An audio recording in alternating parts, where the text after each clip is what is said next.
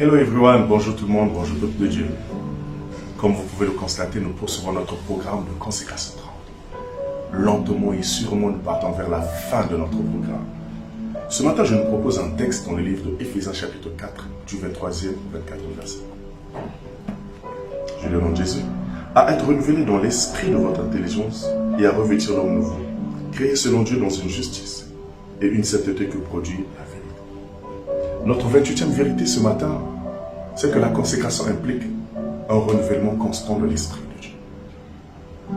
Notre intelligence est renouvelée par l'Esprit de Dieu et par sa parole.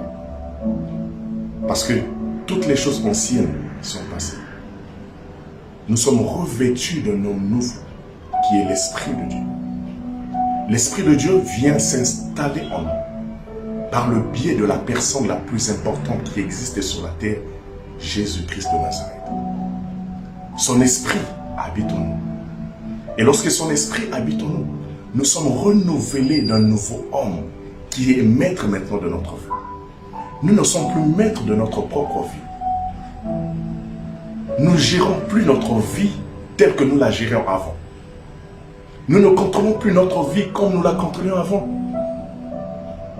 Le maître de notre vie devient Jésus par son esprit. C'est lui le maître de notre vie. Les choses anciennes sont passées. Le péché n'est plus maître de notre vie. La mauvaise foi n'est plus maître de notre vie. Les pensées obscures, impures ne sont plus maîtres de notre vie. Parce que nous gardons une opinion stable en Jésus. Et notre opinion qui est stable en Jésus, notre opinion ne bouge pas en la personne de Jésus. Et en cette personne, notre intelligence est renouvelée. Notre manière de vivre est renouvelée. Notre manière de penser est renouvelée. Notre manière de marcher est renouvelée. Même notre manière d'agir est renouvelée. Bien-aimés dans le Seigneur, ce matin encore, notre manière de vivre n'appartient plus à notre passé. Appartient maintenant à celui qui nous a appelés et à celui qui nous a choisis.